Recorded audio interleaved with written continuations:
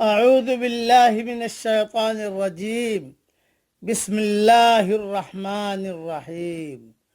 سورہ صاد کی 3 آیتیں پڑھ رہا ہوں۔ آیت نمبر 86، آیت نمبر 87، آیت نمبر 88۔ قل ما اسألكم علیہ من اجر وما انا من المتکلفین۔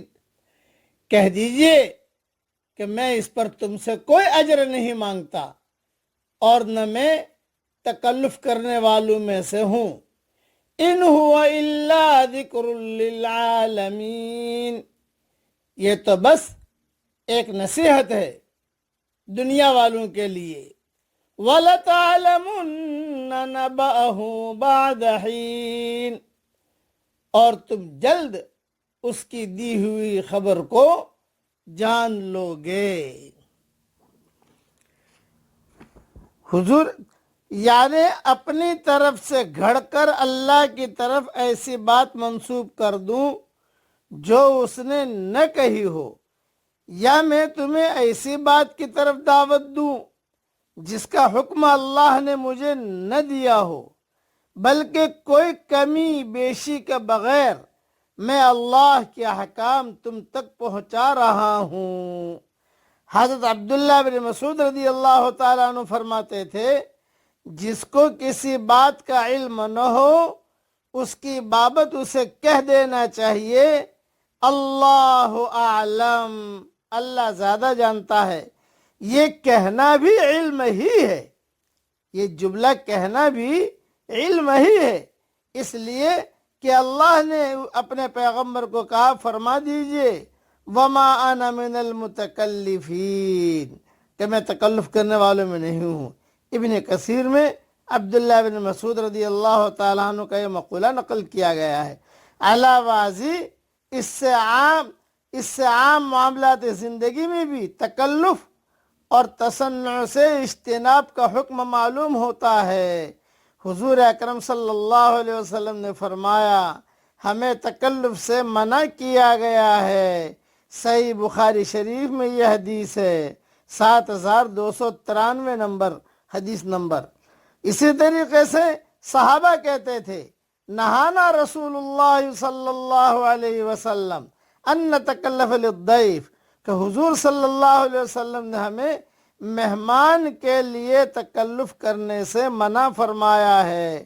اس سے معلوم ہوا کہ لباس، خوراک، رہائش اور دیگر معاملات میں تکلفات جو آج کل معیار زندگی بلند کرنے کے عنوان سے اصحاب حیثیت کا شعار اور وتیرہ بن چکا ہے، اسلامی تعلیمات کے خلاف ہے۔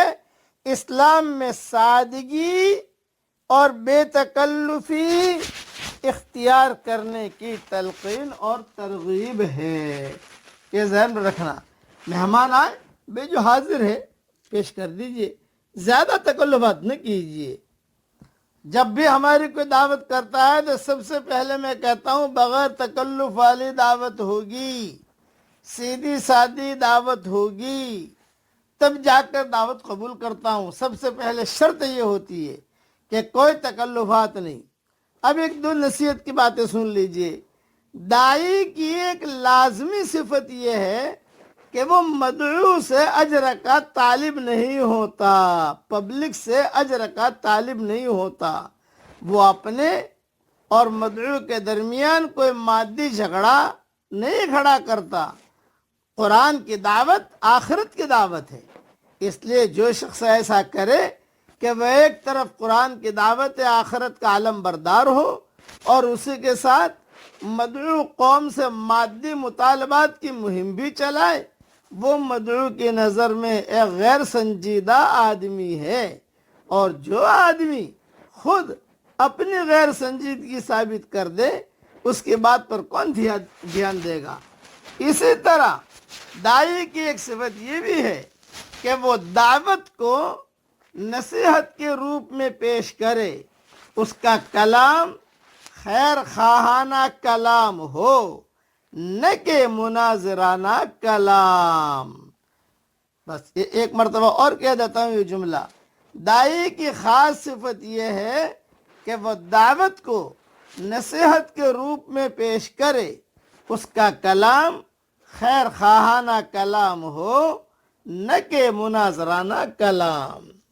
اب پڑھ لیجئے میرے ساتھ، رب زدنی علما، رب زدنی علما، رب زدنی علما۔ حضور صلی اللہ علیہ وسلم کو یہ جملہ پڑھوایا گیا ہے قرآن شریف میں، اس میں بہت بڑا معرفت کا گہرا سمندر ہے، بس آدمی اسے پڑھتا رہے، گنگناتا رہے تو اللہ تعالیٰ کی طرف سے الہام بھی ہوگا اور اللہ تعالیٰ کی طرف سے معرفت بھی ملے گی۔ میں دعا کرتا ہوں کہ اللہ ہماری دل کی محرابوں میں تیری معرفت کا نور کوٹ کوٹ کے بھر دے، آمین۔ وآخر دعوانا ان الحمدللہ رب العالمین۔